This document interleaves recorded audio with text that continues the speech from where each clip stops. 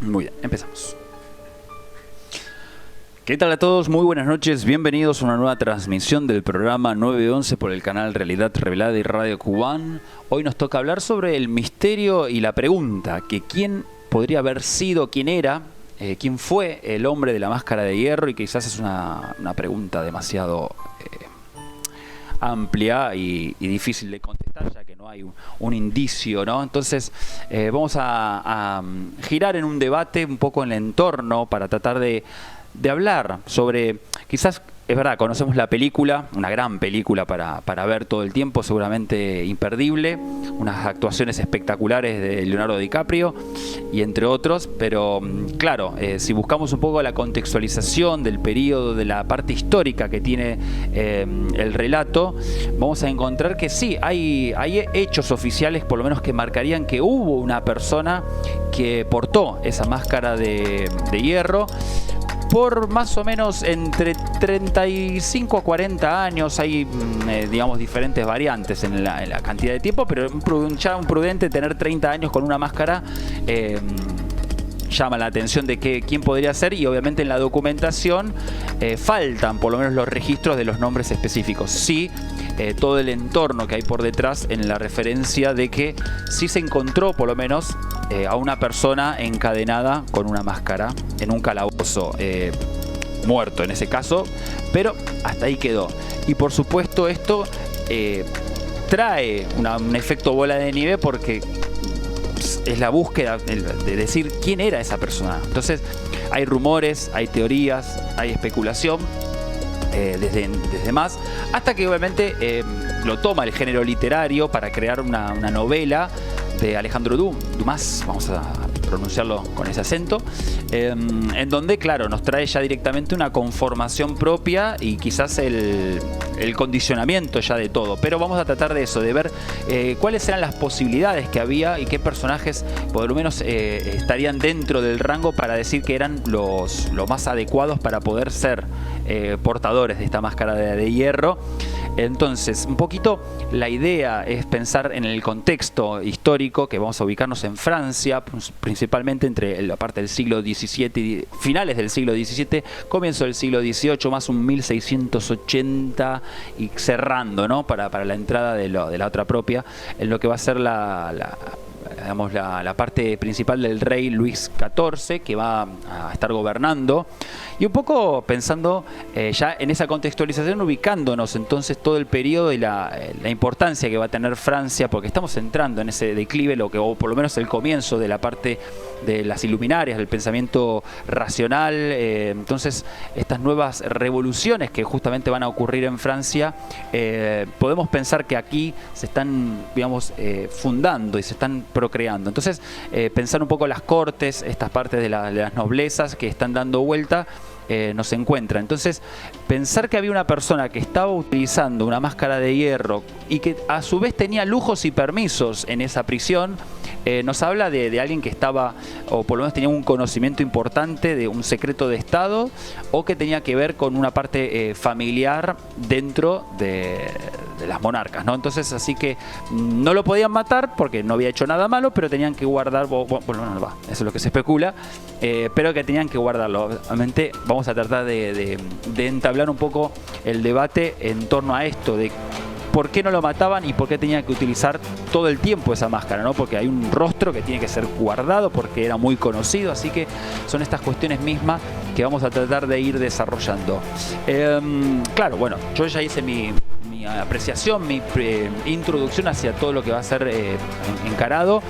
Me quedaba, sí, con la parte de los tres mosqueteros, porque curiosamente en el paralelo se están desarrollando en las partes de las novelas unos personajes que van a acompañar propiamente el periodo, en donde van a ser el eje, los mosqueteros, ¿no? En todo caso, como élite, como grupo, como soldados reales, y tres mosqueteros que van a distinguirse junto con lo que va a ser D'Artagnan, que va a ser el cuarto, como una cuarta esfera propiamente, pero que siempre está un poquito separado de estos. Entonces vamos a tratar de analizar un poco el simbolismo que hay, porque considero que viene por ese lado alegórico, ¿no? Que hay una parte simbólica que tenemos que ver detrás de estos personajes, porque por lo menos no estaría dada la parte histórica oficial de estos tres personajes, ¿sí? Obviamente los mosqueteros como soldados reales, pero no los tres mosqueteros como personajes que en algún momento funcionaron.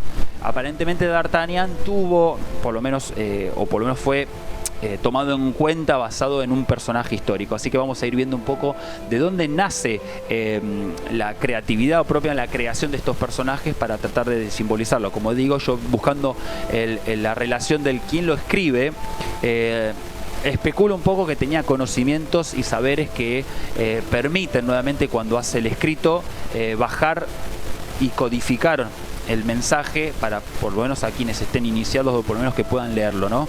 Entonces vamos a ir viendo. Nada, yo termino por lo menos en mi parte, mi exposición, así que voy a dejar correr la palabra.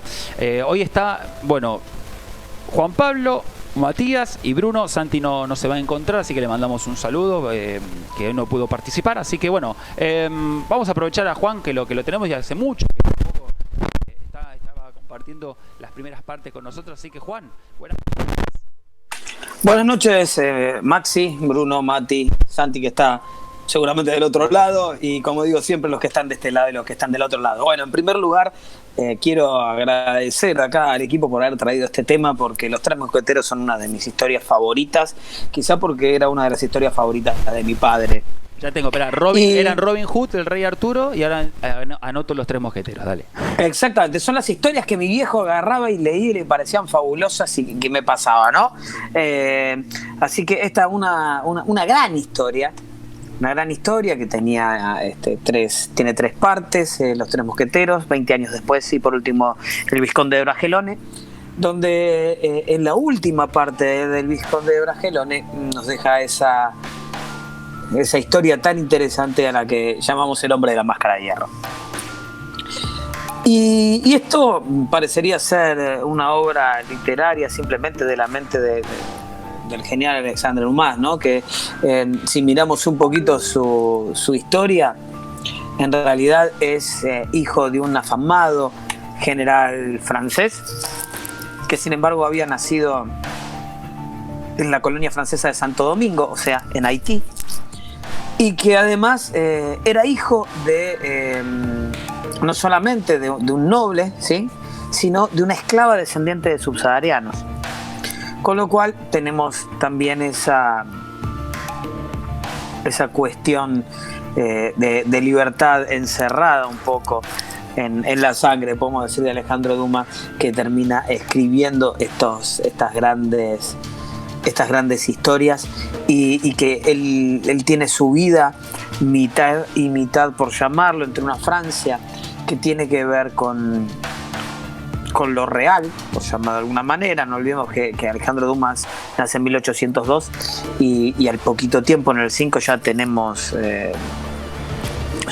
por ahí dando vuelta a Napoleón, después de que le hagan una revolución en contra, haciéndose fuerte, y hasta el 15 está Napoleón, y a partir del 15 tenemos la restauración borbónica, y luego en el 30 lo vamos a tener a Luis Felipe de Orleans, y después, bueno, vamos a tener una breve república que se va a transformar nuevamente en un imperio apenas 3 años después, en 1851.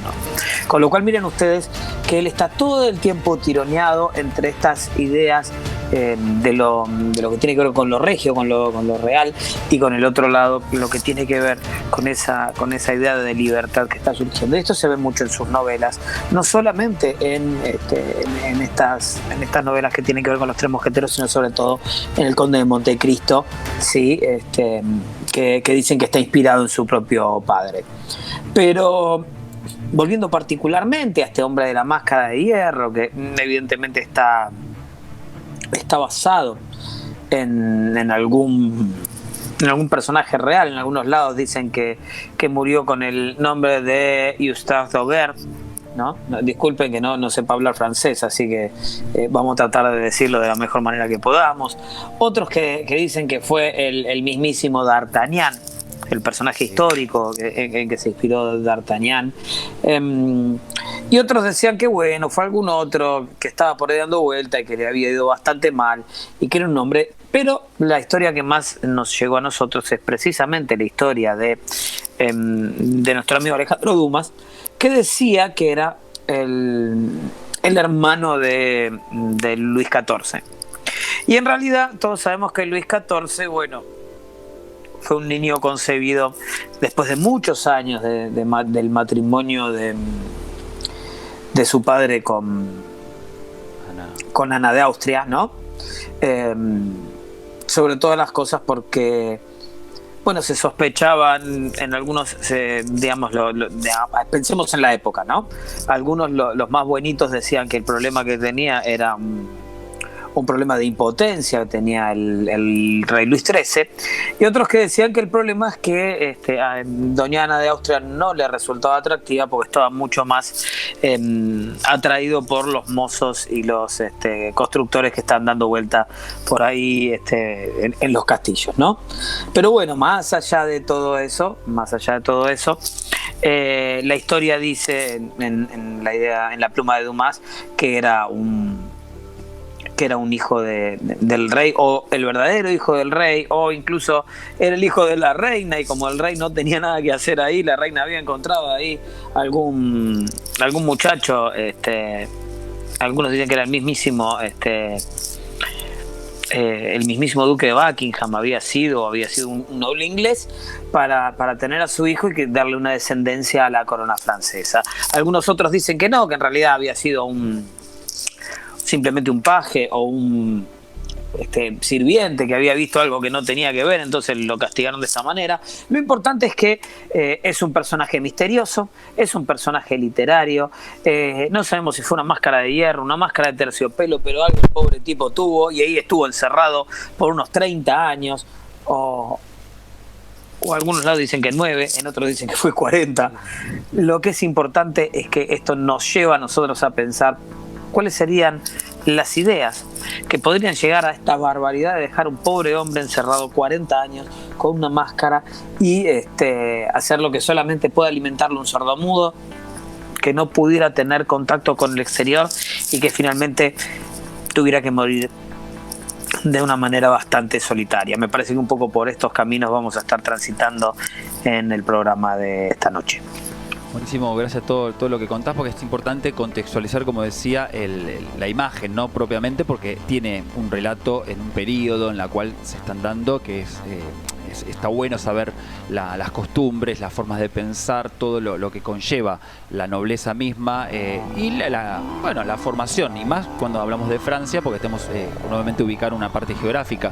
Esta idea de que vos me marcabas también como personaje también, que es necesario ubicar y pensar de quién pudo haber sido, con todas las variantes que va a haber en el cuestión. Siempre se marca, por lo que hace que descarten a otros, es la máscara. La máscara, el significado que tiene es no verle la cara, o sea, tiene que ser una persona muy conocida. O sea, si vamos a hablar de personajes que no tenía mucha trascendencia, ¿para qué te vas a gastar en poner una máscara, ¿no? Entonces esa sería la primera que refuta a muchas de las teorías, pero que son igual importantes, porque todo el misterio que encierra pensar, ¿no?, que hay en la parte histórica a alguien que sufrió, o por lo menos la condena de ponerle una mascarada, por lo menos si uno se pone en el lugar de esa persona por esa cantidad de años, hace falta un poco recapacitar en las barbaries que podría llegar a haber.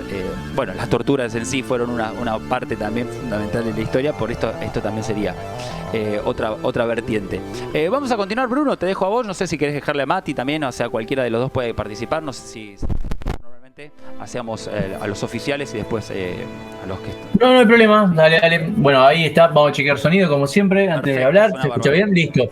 Bueno, en primera instancia hoy tenemos una de las primeras conspiraciones, podríamos decir, que tendríamos que chequear, porque básicamente volvemos a la pregunta: ¿encontraste un tipo muerto con una máscara de hierro? ¿Quién era? Esa es como la pregunta básica. Entonces se empieza a armar un revoltijo de preguntas en relación a por qué no matarlo directamente. No, bueno, fue un castigo. un castigo que podría desmantelar, o mejor dicho, habilitar un secreto a todos los vientos. Entonces lo hubieses matado de otra forma y hubiese desaparecido. Raro, como siempre mencionamos, el motivo de en realidad poner una máscara. ¿Qué es lo que estaría pasando acá? A menos que, bueno, por supuesto, esto, recordamos que estamos hablando de un periodo donde no hay internet, ser famoso para aquella época y que te reconozcan tu cara es raro. Aunque también tengo que reconocer, hay otra cuestión. Para cualquier plebeyo, cualquier siervo, era muy raro que alguien se pueda llegar a acercar a la realeza también. Así que también tenemos otra cuestión para analizar, de que el rostro del rey también, o como siempre se planteó, que sea alguien conocido, cómo llega a ser famoso. Así que bueno, bastante interesante, salvo que se haya visto en pinturas, pero tampoco las personas pobres de la época podían llegar a acceder a obras de arte y visualizar una cara. Acá es donde la historia se pone extraña y creo que se empieza a mezclar o entremezclar entre lo que es la novela de Alejandro Dumas y que efectivamente hace un poco mezclar la fantasía con esa realidad. Acá vamos a nombrar a Voltaire también, otro de los personajes que sin duda da inicio a un poco explicar qué es lo que venía aconteciendo en este periodo de tiempo y esta teoría acerca de que evidentemente la propia corona francesa, la monarquía francesa, estaba guardando un secreto importante. Juan ya nos anticipaba algo, ¿no? Esta idea de que la propia realeza no podría dejar una descendencia y eso hubiese producido un gran problema, puesto de que en realidad estamos hablando de un caso donde el propio, digamos, padre del Rey Sol ya era homosexual, así que por ahí esto le complicaba la situación. Y luego, bueno, la reina Ana, justamente, que ya estaba, por decirlo de alguna manera, no sabía cómo iniciar este proceso de cómo dar a luz para que tenga sentido. Así que en cierta manera nos encontramos con un caso extraño donde la justificación, luego de plantar una suerte de gemelo, argumento que se utiliza por supuesto en la película de Leonardo DiCaprio, La Máscara de Hierro, con Jeremy Irons, que nació para ese papel eternamente, siempre atrapado en el tiempo. Así que también nos referimos a una novela que trae marcadas cuestiones simbólicas y que claro también mezcla un poco en aquel acontecimiento de la gran cantidad de matices y conspiraciones que se rodearon a través de la corona como para evitar por lo menos que se perdiera algún tipo de poder. Es complicado porque también recordemos que por ahí los secretos que vio el supuesto sirviente, si era un sirviente era re fácil de matar, no sé por qué no lo mataron y listo, como veníamos diciendo, pero que haya sido alguna especie de general dentro del grupo de mosqueteros es interesante, esta idea de que ese hombre de la máscara de hierro haya sido el mismísimo D'Artagnan, que bueno, obviamente estamos hablando de un grupo dentro de los mosqueteros, que vamos a charlarlos obviamente, un grupo elite que sí tiene acceso a los secretos dentro de lo que podría ser las más altas niveles o esferas de poder dentro de la época. Pero siempre volvemos a lo mismo, ¿por qué dejarlo vivo? ¿Por qué simplemente no eliminar un cabo suelto así? Ya existía el veneno, ya existían un montón de mecanismos de decir, por ejemplo, el tipo odia a Dios o algo así, o se metió con la iglesia y quemarlo en la hoguera hubiese sido bastante sencillo. Así que bueno, se pone interesante la temática del día de la fecha para ver las teorías que abordamos sobre quién era el tipo que estaba detrás de esa máscara de hierro o, como bien dijo Juan Pablo, esa máscara de terciopelo, porque también ahí tenemos otra variante más. En realidad, si existe todo esto es porque tenía tantos permisos. Lo único que le decía, mira, no hagas o no comuniques quién sos. Después tenés una vida bastante, te diría, extremadamente cómoda dentro de lo que va a ser la propia Bastilla. Sí, pensar un poco que si va a ser escrito, la idea de romantizar más también para 1800, que puede ser el desarrollo de la historia más fuerte, es romantizar un poco con esta idea de, che, que no sea de terciopelo la máscara, porque no suena, ponele de hierro, ¿viste? Que sea bien, que te ponga vos en imagen más bueno, fija, y la sensación nuevamente... Sí, es una imagen dramática decir que la máscara es de hierro y que la portaba todo el tiempo, en cuyo caso si es de terciopelo en realidad le bajás un poco con soda todo lo que está pasando, y la otra que es interesante es que en realidad tal vez ni siquiera tenía la máscara puesta todo el tiempo, es cuando recibía visitas, y en realidad tampoco recibía visitas, así que con unas condiciones que son bastante extrañas también se hizo muy famoso, es como muy obvio también tratar de perseguir el caso. Por supuesto, por supuesto. Así que bueno, Mati, ¿cómo estás? Buenas noches. También te dejamos a vos que hagas tus primeras apreciaciones, pinceladas sobre el tema. ¿Qué es lo que te llamó la atención más cuando escuchaste o viste la película, o por lo menos todo el relato que hay en su entorno, ¿no? Bueno, buenas noches. A mí este tema me gusta mucho en lo personal cuando podemos ver reflejado en un contexto histórico una obra ficticia. Un autor creando un simulacro, dando una simulación de la realidad. Simulacros, simulacros y más simulacros. Que ese concepto a mí me encanta. Acá Dumas, que junto con Voltaire fue el que popularizó la leyenda del hombre de la máscara de hierro en el tercer libro de las aventuras de D'Artagnan, como dijeron, incluso comienza a investigar sobre los tres mosqueteros y todo esto por accidente, porque en realidad estaba buscando sobre historias para Luis XIV, que cuando en la investigación se encuentra con un manuscrito que tiene un número muy lindo, que en realidad no se acuerda porque dice en el prefacio que puede ser o 4772 o 3773 el número del manuscrito, que va a tener todas estas ideas sobre el transcurso de la historia desde Luis XIII hasta Luis XIV, pero le va a dar una base final para poder decir, bueno, me quiero centrar en la historia de todos estos personajes, y se encuentra incluso el nombre de los mosqueteros, que después va a profundizar en sus varios libros. Después, volviendo al tema de la máscara, los portadores pueden ser varios. Las teorías, como dijeron, van desde un modelo sirviente, cuya imagen fue romantizada por un guardia que sabía que no iba a ir muy lejos en la vida, un militar y hasta el mismísimo heredero al trono. Todo esto siendo investigado por rumores que da Voltaire, y mismo le dice en el diccionario filosófico, en la Bastilla, que bueno, le cuentan sobre este condenado que murió en 1703, que era muy hermoso y verdaderamente era el gemelo de Luis XIV. Y bueno, después esto va a ser traído por Dumas para su universo literario. Pero también por unas cartas que fueron escritas en gran cifrado, un tipo de criptografía que era hecho para los monarcas, o las partes bastante importantes de Francia, que justamente fue hecha solo para encriptar y mandar cosas secretas por los Rossignol. Fue hablado un poco sobre algo que nos podría dar alguna teoría. De hecho, este código se consideraba indescifrable hasta el siglo XIX, finales, donde una persona, un hombre, no recuerdo bien el nombre, lo que hace es descifrarlo con la misma esperanza de encontrar la identidad de este hombre de la máscara de hierro. Y él encuentra él teoriza que puede ser Vivien de Boulogne, un general que fue mandado a Cuneo, la frontera de Italia, que cuando se dio cuenta que podía ser atacado por las tropas austríacas, recordemos que los mosqueteros austríacos eran muy temidos por simplemente tener un gran entrenamiento y nunca retroceder, y una muy buena táctica de guerra, se escapó y dejó su tropa en peligro y heridos y se fue. Y luego fue encerrado por el mismísimo Luis XIV para poder mostrar la vergüenza, y por eso se dice que lleva la máscara. Pero también podemos encontrar otras teorías de que fue este sirviente, o puede ser ese general. Pero vamos a ir hablando un poco de todo esto. Perfecto, sí, está buenísimo todo lo que vas marcando, porque es justamente todo lo que vamos a ir desarrollando, en el sentido de que cuando uno investiga, por supuesto, son las primeras ideas, atisbos que van saliendo, afloran, para poder empezar a unir cabos y armar un rompecabezas técnicamente de todo lo que se puede encontrar, pero bajando un poco en líneas generales lo que se manifiesta para que se pueda encontrar. Entonces se especula. Entonces, el hombre de la máscara de hierro es un misterioso personaje francés de los siglos XVII y XVIII que fue encarcelado por razones desconocidas en la prisión de la Bastilla. Mientras estuvo en prisión, su rostro fue cubierto con una máscara probablemente hecha de terciopelo, aunque la leyenda dice que era de hierro.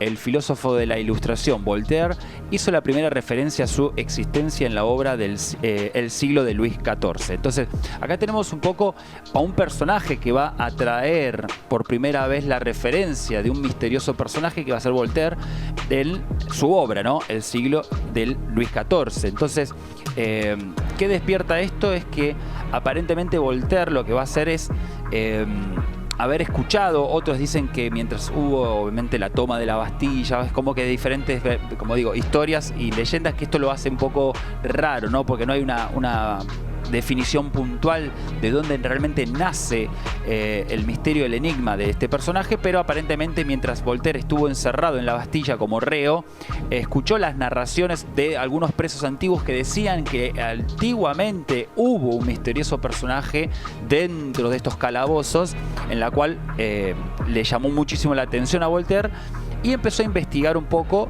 y lo dejó un poco escrito porque desde ya no había demasiada información. Como digo, la documentación propiamente solamente hacía la referencia de que había un personaje que se movía de diferentes prisiones y lo único que se destacaba era que tenía una máscara de hierro, no figuraba un nombre específico, pero bueno, por lo menos lo que se trata de definir era qué había hecho, por lo menos acá era que tenía guardado, por lo menos tenía ciertos conocimientos de secretos de Estado que podían llegar obviamente a complicar la situación formal política del Estado francés, por lo cual era mejor mantenerlo aislado e incomunicado. Entonces, esta primera parte, que es Voltaire, quien nos va a dar un poco los atisbos de la definición del personaje, está bueno porque en parte está dentro del periodo. Estamos hablando de que un tiempo un poquito...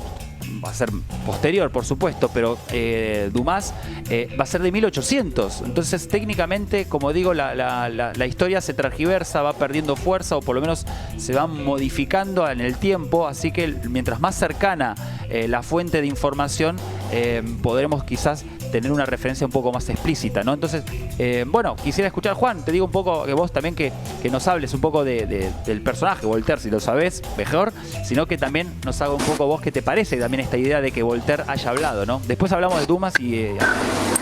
Para mí Voltaire es un personaje que siempre me resultó interesante desde el punto de vista que es, por llamarlo de alguna manera, la versión francesa de John Locke, ¿sí? En general nosotros siempre dentro de lo que es la visión del contractualismo, recordemos un poco a quienes están escuchando que el contractualismo era una de las teorías que trataba de explicar cómo nació la sociedad, y dentro de esas teorías lo que decían los contractualistas es que existía un contrato social que los hombres firmaban, digamos, no de manera directa y casi te diría vos nacés y ya lo estás firmando sin siquiera tener idea que lo estás haciendo, mediante el cual cedes parte de tu poder o de tu libertad, mejor dicho, a un tercero para proteger la vida y la propiedad sobre todas las cosas, ¿sí?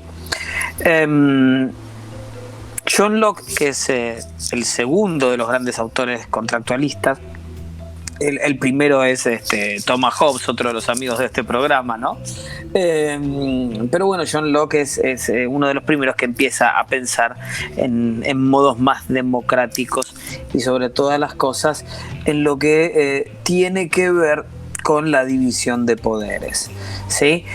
Voltaire estaba muy interesado en ver este tipo de cosas, se los considera uno de los padres de la democracia moderna. Parece que cuando escribía el tipo además tenía un finísimo sentido del humor que la gente apreciaba mucho. Y era un tipo además que le gustaba mucho polemizar con los filósofos de su época, ¿no? Es bien conocido que el tipo, por ejemplo, no se fumaba demasiado a Montesquieu, ¿no? Porque agarraba y decía, bueno, qué sé yo, este muchacho está pensando si los pueblos tienen derecho a la guerra, no tienen derecho a la guerra, porque no se pone a pensar en algo más importante. O incluso con otro personaje que nosotros nombramos muchas veces acá en el programa, que es el mismísimo Jean-Jacques Rousseau, al cual lo tildaba lisa y llanamente de hipócrita, ¿no? Decía, vos te haces no, está todo bien, tenemos que ser todos buenos, todos amigos, la libertad, que en realidad volver al estado de naturaleza son patrañas. En realidad lo que nosotros tenemos que pensar, que como todos los hombres son más o menos razonables, todos los hombres tienen la posibilidad de comprender qué es lo inútil y qué es lo inútil, y cómo podemos llegar a tener una vida armoniosa en todo esto. También es cierto que a nuestro a nuestro amigo Voltaire se le pueden mirar que al tipo le gustaba mucho la literatura y le gustaba bastante esto de andar tirando prejuicios por ahí, dando vuelta o tirando así algún bolazo como para que la gente crea, con lo cual el tipo debe haber agarrado y tener conocimiento de esta idea. Recordemos que este amigo Voltaire de repente no le caían bien todos los nobles que estaban dando vuelta por ahí, ¿sí? Entonces tenía esta posibilidad también de decirle, che, escúchenme, fíjense las barbaridades que podían llegar a hacer los reyes con tal de mantener su poder, ¿no? Con lo cual me parece que podía ser otra de estas historias que al tipo le gustara estar tirando para ahí, para que todos tengamos alguna noción. Sin embargo, quizá Voltaire lo conozcamos sobre todas las cosas por ciertas visiones donde él trata de expresar lo que es la filosofía moral a través de las distintas etapas de la historia. Me parece que es un personaje muy interesante, pero también es un personaje que por ahí le gustaba fabular bastante y fruto de esa fabulación puede ser que a nosotros nos llegue esta conspiración, con lo cual podríamos pensar en Voltaire como uno de los primeros teóricos de la conspiración, si quieren. Me gusta la definición acá. Reptir político nos dice, calculo que lo define a Voltaire, ¿no? Fue un escritor, historiador, filósofo y abogado francés que perteneció a la francmasonería y figura como uno de los principales representantes de la Ilustración. Es importante estas definiciones que se está dando, principalmente por la idea de la filosofía que se está desarrollando en el periodo, sobre el pensamiento crítico hacia la sociedad, el análisis propio cultural que se está dando en los debates de lo que va a llamar justamente la ilustración, o la parte racional, todo el pensamiento de lo que conlleva la ciencia, el pensamiento más crítico. Y sí y no. Sí y no. Sí y no, porque además Voltaire se lo reconoce como un cabalista también. Me gusta. Bueno. Así que jugaba con esta idea de la razón, ¿sí? de estar pensando todo esto, pero tampoco comía vidrio. Bueno, muchachos, con todo lo que están diciendo acerca del François-Marie Aurault, ya que es el verdadero nombre de Voltaire, se pone interesante pensar que para mí cayó en la cárcel y dije, ¿sabe qué? Este es mi insulto final.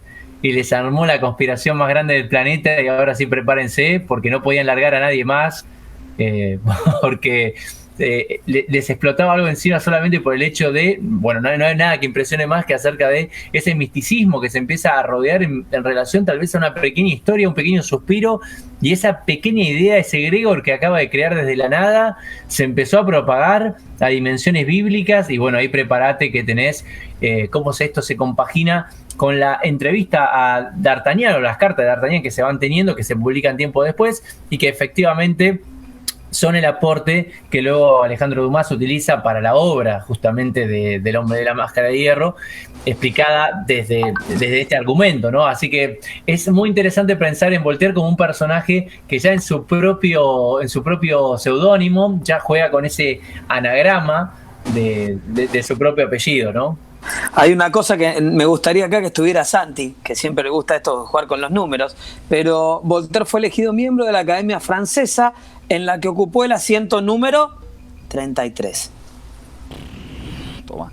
No, bueno, ahí ya vemos un poco la influencia, el peso que puede llegar a tener cuando podría dar un aviso, un relato, como construyendo, como manifiesta Bruno, el sentido de: mira, voy a hacer que pueda tambalear, va a hacer tambalear un poco las estructuras propias de la monarquía, de la corona, y estamos hablando de que están dando el pensamiento que vos manifestabas, que por ahí era un interesado sobre ver esta idea de la libertad, la igualdad, la fraternidad o la hermandad, justo, que son nuevamente los lemas que van a llevar a la parte de la Revolución Francesa, ¿no? Porque estamos en ese desarrollo que va a terminar en el declive propio de la Revolución a finales del siglo 1700, vamos a llamarlo, pero un poco la idea de la francmasonería también como que se está también formando. Estamos pensando un poco 1717, por lo menos la fundación formal que va a tener junto con después, bueno, ya lo hemos hablado en la parte de los Iluminados de Baviera, ¿no? 1776. O sea, está todo muy, muy cercano a las cuestiones propias y ver un poco que de dónde puede haber un origen o puede estar desarrollándose todas estas cuestiones, en el sentido de que también pensar que hay un personaje que está privado de sus libertades, que tiene también que llevar el peso de una máscara de hierro, también es un formato bastante simbólico o personaje que puede representar esta idea de la libertad o las igualdades que puede haber entre los derechos, ¿no?, propios de las personas.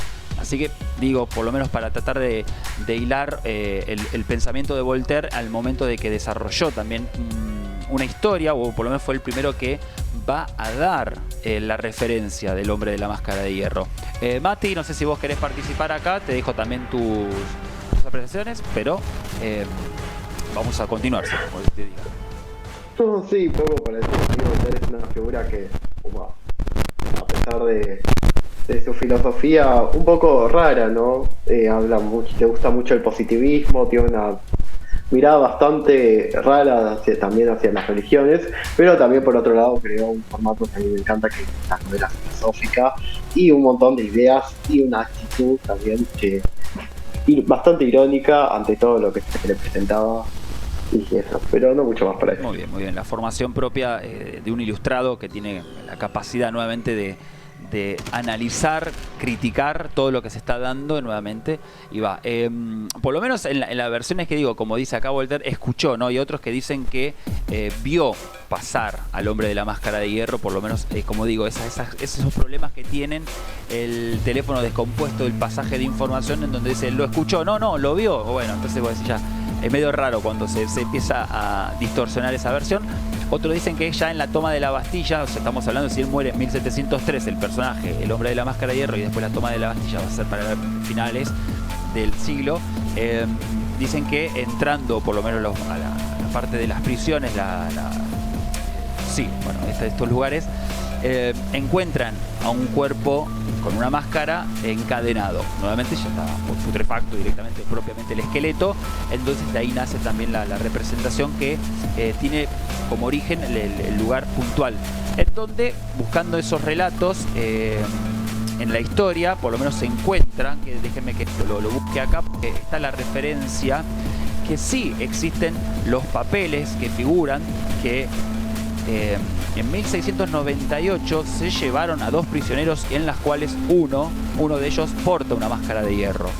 Como digo, esto está en la documentación que figura propiamente en lo que, cuando se habla de los hechos históricos, sí se preserva que en la Bastilla hubo un personaje con una máscara de hierro. Así que interesante ver que, bueno, estamos dentro de un periodo, por más que trascienda en el tiempo, bueno, ya tendría que estar en el esqueleto propio si había muerto en el lugar, así que tendría coherencia, por lo menos en los relatos, en los dichos que se está manifestando de Voltaire, que ahí viene un poco la calidad. Bueno, de demás vamos a llegar un poquito más después, porque me gustaría un poco entrar en el sentido de las referencias a hablar de las especulaciones, de las teorías, como bien ya se manifestaron un par de atisbos, de quién pudo haber sido para lo que es el periodo, para lo que pudo haber representado. Y hay un par de teorías bastante interesantes que vamos a tratar de definir y descartar. Vamos a poner un poco en el conspirómetro, vamos a llamarlo así, y decir, che, este es bastante posible, este es un potencial, este imposible que sea, porque las cualidades propias de un personaje que tenga...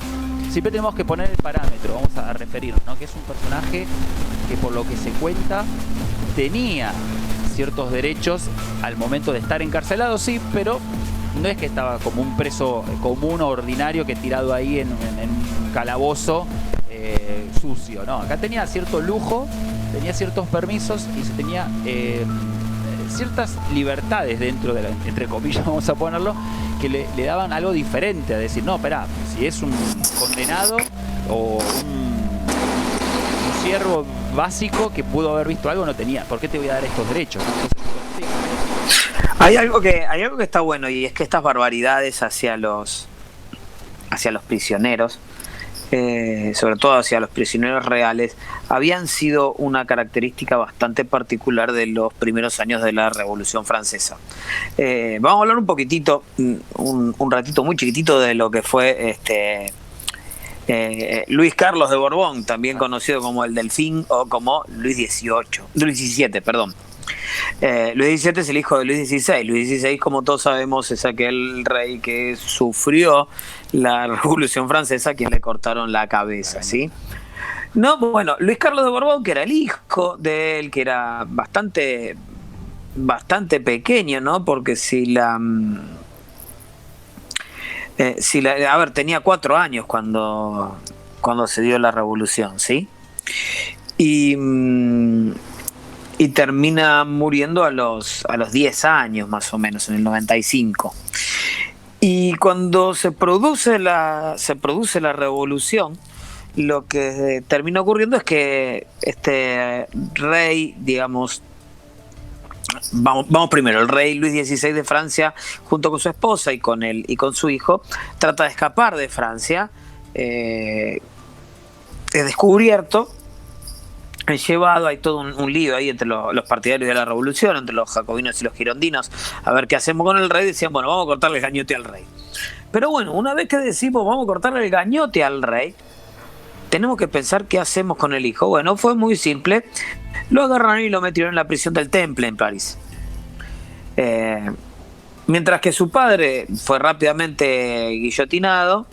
En ese momento los monárquicos lo proclaman rey de Francia con el nombre de Luis XVII, pero el tipo está preso.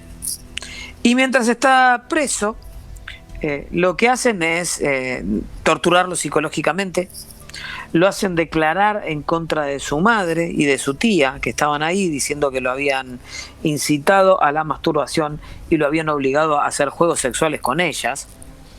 Estos fueron los argumentos que utilizaron para poder además guillotinar a María Antonieta. Y después de que su madre fuera guillotinada, los revolucionarios lo mantuvieron en prisión, en la prisión del Temple, custodiado por un zapatero y llevándolo a todo tipo de vejaciones. Imagínense que a este ex Delfín le dieron una formación republicana en donde todo aquello que parecía monárquico representaba una porquería, y cada vez que él decía algo que tuviera que ver con lo monárquico lo fajaban. Recordemos que estamos hablando de un nene que puede tener 8 años, ¿sí? Se lo forzaba a beber grandes cantidades de alcohol y estando borracho se lo hacía cantar la marsellesa. Parece que al pibe además lo amenazaban con que le iban a cortar la cabeza en la guillotina, entre otras cosas que le decían que le iban a cortar. Y el pibe en algún momento le decían, por ejemplo, que los padres no se habían muerto, sino que estaban vivos, pero ya no lo querían y lo habían abandonado. Y por último lo aislaron durante 6 meses en una celda sin contacto humano alguno y unas condiciones higiénicas que te la volvió a dire. Se cree que murió de peritonitis, una cosa así, en el Temple, y cuando le hicieron la autopsia se observó que el cadáver estaba consumido, entre otras cosas, por la sarna, ¿sí? Y con un estado de desnutrición. Lo enterraron en un cementerio menor de París y lo único que pusieron fue una D en su ataúd para que supieran que era el Delfín. Y bueno, nada, parece que le sacaron el corazón y se lo llevaron. Finalmente hoy en día el corazón de él está en la Basílica de Saint-Denis. La cuestión es que fíjense ustedes cómo este tipo de torturas a personajes reales eran bastante comunes. De trabajarlos de esa manera y destruirlo, no solamente en términos físicos, y sobre todo en términos psicológicos. Me parece que también un poco de estas cuestiones se decía que habían inspirado un poco a toda esta tortura que trataba de explicar nuestro amigo Dumas. Pero fíjense que hay antecedentes que lo habían inspirado para ver cómo eran estas barbaridades que hacían con los miembros de la familia real cuando los metían presos.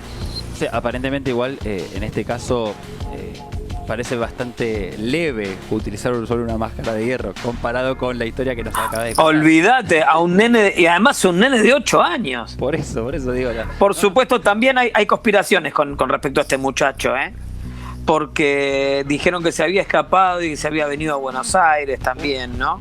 En algún momento, y que se hacía llamar Pedro Benoit, ¿no? Bueno, nada, hay un montón de historias también con todo esto, pero bueno, parece que el corazón está en la basílica y está en un relicario ahí transparente, colgadito, y vos podés ver, lo cual me parece bastante desagradable también, pero no, pero bueno, parece que al pibe la pasó bastante mal. Bastante mal. Buenísimo, gracias Juan por ponerlo siempre en contexto. Me parece importantísimo las referencias históricas, en el sentido de que nos hace percibir un poquito más, llevarnos, viajar mentalmente en el contexto, entonces podemos ver un poquito más vívido el sentido que decía, ¿no? Entonces, si es un personaje que está en una prisión, tiene cierto... Igual, Maxi, después de lo que contó Juan, que está muy bueno, es decir, ¿por qué no le hicieron esto al anterior? O sea, claro, ¿quién era para que no le pase lo mismo entonces? O sea, ¿quién lo defendió? ¿Quién lo mantuvo con vida? O sea, era literalmente casi... esto pensando que haya existido, porque acá, fíjense la cuenta que estamos sacando, ¿no? La realidad, encarcelaron a alguien que supuestamente entró con una máscara y después encontraron a alguien con una máscara puesta. No sabemos si era el mismo o no, eso teóricamente acá es donde la historia se empieza a entremezclar. O que la historia arrancó directamente porque encontraron un hombre con una máscara y que acá se empieza a enganchar con que alguna vez le pusieron ese elemento de tortura a alguna de las figuras reales, digamos que tenía algún tipo de contacto que sabía algún secreto. Buenísimo. Sí, ¿quién más habla? Sí.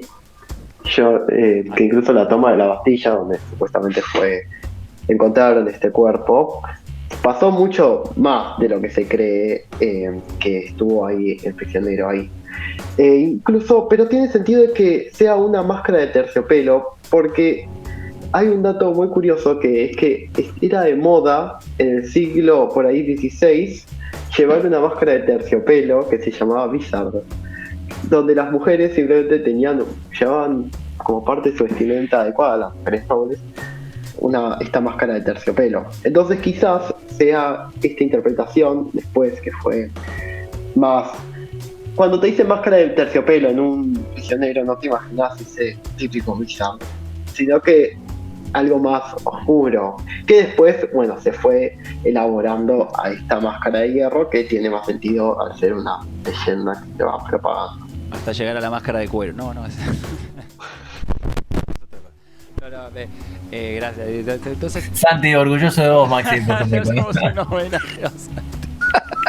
Después le iba a mandar el audio. El tributo al hermano Santiago. Después le vamos a mandar esta parte para que sepa que nos acordamos de él. Nos ha influenciado siempre. Decíamos entonces esa parte. Entonces la referencia. Tenía lujos, tenía permisos. Y la máscara en representación puede ser como un castigo, ¿no? Diciendo, mirá, esto es vergonzoso y nunca más tenés que mostrar tu rostro. Por lo menos por ahí era alguien muy feo, ¿viste? Como decían, no, vos no podés. Quizás estoy tratando de determinar qué significaba la máscara, porque eso es una cosa muy importante para referirla. O sea, si va a tener que utilizarlo toda su vida, por 40 años, hay una referencia muy importante, como decíamos, que era la idea de que no se pueda ver quién era. Entonces tiene que ser o alguien muy conocido, o esta idea de la vergüenza, cargas con la vergüenza eterna, a tal punto que siempre vas a tener que utilizar esta máscara, ¿no? Como una condena, para tratar de definirlo en el sentido de qué peso tenía esa máscara. Pero cuando hablábamos de estos personajes, estas teorías de quién pudo haber sido, vamos a tratar de ir del menor, del más básico, como por ejemplo un estafador, ¿no? Acá dice Mattioli. Bueno, listo, un estafador. Y todo lo que acabamos de decir, para un estafador, tanto te vas a... Muerto, ya destildarme el lomo, murió. O sea, ¿para qué voy a guardar un estafador? Murió, listo. Claro, ponemos acá Nicolás Foucault, Ministerio de Finanzas de Luis XIV. Dirá, está bien, un Ministerio de Finanzas, puedo haber sabido partes internas de secretos de Estado o cuestiones, pero como digo, siempre pongamos el peso del otro, tenía lujo. Pero te lo sacás de encima. ¿Sabes lo que me interesa a mí, por lo menos cuando nombré esta parte? Que tal vez este personaje tenía algún tipo de contacto o validez como una suerte de prisionero de guerra de otro lado para negociar algo. Y la otra es que en realidad, mira, no me mates y te voy tirando como en cuentagotas algunos secretos de reyes anteriores o de otras coronas de aledañas. Perfecto, sí, es una referencia por lo menos para que tenga significado realmente tenerlo vivo, guardarlo y darle encima cierto lujo, o sea, ciertas cuestiones de que decir, mira, puedes estar acá, pero vas a estar bien, o sea, no te va a pasar nada más porque vas a tener comida o por lo menos vas a tener el espacio para estar, o sea, no vas a sufrir frío porque tenés un ambiente adecuado, o calor también, ¿no? Después, por lo menos te digo, los que siempre se marcan acá, ¿no? Entonces, Daguerre, arrestado por razones desconocidas, como decimos, pero era un personaje conocido. Bueno, había que buscar un poco quién sería Stouch Daguerre. Por eso digo, yo siempre estos los descarto porque para mí son Molière, un dramaturgo francés. No tiene sentido que se especule una teoría o se generalice un entramado de investigación alrededor de esto, en el sentido de, como digo, se cae por el peso de lo que marcábamos. Sí, pensar un poco en la parte de D'Artagnan, que ya tenemos acá en la referencia del personaje que va a ser justamente por ahí, a ver, diciendo que pudo haber existido. Si tenemos a un capitán de guardia de los mosqueteros de Luis XIV, a ver, como Charles Batz, bueno, tiene un nombre bastante complejo, ¿no? Batz Castelmore, conde d'Artagnan, por lo menos acá figura un capitán que por lo menos se dice que fue inspirada la representación del personaje, pero sabemos que un poco lo que se marca que este mosquetero fue herido en una batalla y habría sido enviado a prisión justamente con la máscara para que, como era un capitán o alguien referente bastante importante dentro de la parte del ejército, no lo tengan que reconocer, así que fue justamente aislado y diferenciado, y como nuevamente tenía un rango alto, podía tener ciertos secretos de estado que era necesario, bueno, mantenerlo. Poniéndolo que no lo mataron antes es porque, bueno, a su servicio por el rey le perdonaron la vida. Vamos a poner como ornamentaciones lindas para que parezcan, porque no tenía sentido de eliminarlo, ¿no? Entonces, bueno, vamos a decir que una de las posibilidades es que D'Artagnan. Obviamente las que tienen mayor peso son las que tienen un poco el entorno, que habla de la familia de la corona, en donde se disputa justamente el poder. Entonces vos decís, bueno, acá es algo más interesante. Primero porque al ser familiar no lo podés matar, por lo menos lo vas a condenar a que viva aislado para no perder justamente estas ideas de cómo nos repartimos esto, pensando que si Luis XIV, que va a recibir nuevamente o se va a ser ascendido al rango de rey, no tenga competencia, hay que eliminar justamente todo lo que pueda estar alrededor. En este sentido, en principio es un hermano mayor extramatrimonial, como decíamos, que puede haber estado relacionado con Ana de Asturia, con el cardenal Mazarino, o con, por lo menos acá lo que figura, un hijo de Carlos I de Inglaterra, nuevamente extramatrimoniales, que también vendrían a poner un poco en desequilibrio todo la parte política y el equilibrio del poder de la realeza, ¿no? Monárquico. Entonces, esto tiene mayor sentido. Esto cobra un poquito más de peso, y que es justamente donde Dumas va a encontrar también la referencia a lo que va a ser el hermano gemelo, que esto también tiene interesante. ¿Qué pasa si nacerían en poco tiempo, en un par de horas, dos bebés que bueno, tienen tanto derecho en algún punto de mandar por lo menos el trono? Entonces es importante. Bueno, sí, escucho a los demás, por favor. Hay una cosa importante igual. Vamos a ponerlo ahora del otro lado, decir por qué no. ¿Por qué esto no podría ser? Bueno, en primer lugar, porque si nacieran dos chicos en el mismo momento sería algo fabuloso para todos esos. Acordémonos que era muy raro que llegaran a la edad adulta, con lo cual, claro, como que tenés un backup, digamos, por si el reinaldo no te llega más adelante, ¿no? Por un lado. Pero por otro lado, está bueno que hayan puesto esta figura como que era una de las barbaridades del rey Luis XIV de Francia. Recordemos que el rey Luis XIV de Francia es aquel que dijo: el Estado soy yo, ¿no? aunque en realidad se le atribuye que lo hayan dicho, no se sabe si lo dijo, y estamos hablando de una figura que estábamos planteando como el absolutismo monárquico, y casualmente Voltaire o el mismísimo Alejandro Dumas, que están dando vuelta por ahí, son personajes que están en contra del absolutismo y están mucho más a favor de lo que es digamos, los derechos de los pueblos a decidir. ¿Hago una pregunta? Perdón, porque... Si puedo contestar. No, está bien, pero porque ahí yo veo la película, ¿no? Estoy notando que es la referencia de El hombre de la máscara de hierro, la de DiCaprio, en la cual lo representan a DiCaprio como el rey, pero como un personaje muy tirano, ¿viste? Frío, que no le importa nada, solamente es muy egocéntrico, propiamente a lo que él refiere. Entonces, podemos determinar que eso en la parte de los hechos reales era así, era un personaje, como bien lo marcabas, que tenía un personaje hacia el absolutismo, hacia la referencia propia, que primero yo y todo baja en base a mis órdenes. Por eso digo, si es realmente como... Es un absolutista, y los absolutistas tenían que ver con esta idea de concentrar los tres poderes del Estado en una misma persona. Recordemos además que Luis XIV de Francia es un tipo que murió con 76 años y tenía como 70 años de reinado, porque empezó de chiquitito. Bueno, está bien, había un regente en ese momento, pero es un reinado larguísimo, ¿sí? Y además de ser hijo de Luis XIII y Ana de Austria, podemos decir que también era nieto de María de Medici, con lo cual ahí tenemos nuevamente otras de estas familias históricas que están dando vuelta por ahí, metido dentro del linaje, ¿no?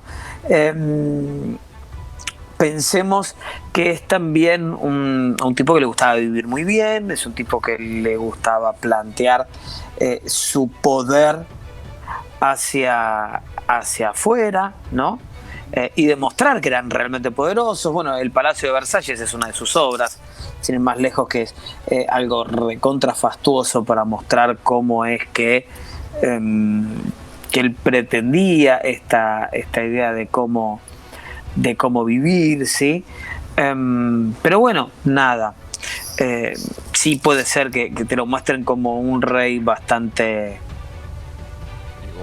malito, ¿no? Ahora también es cierto que la mayoría de esas obras que nosotros vemos tienen que ver con la tradición anglosajona, ¿no? Que se hace en Estados Unidos, se hace en Inglaterra, etcétera, con lo cual es mucho mejor mostrarlo como malo con respecto a lo que pueden ser otros personajes que vienen con la idea del rule Britannia por atrás, ¿no? Me parece que es también una forma de mostrarlo de esa manera.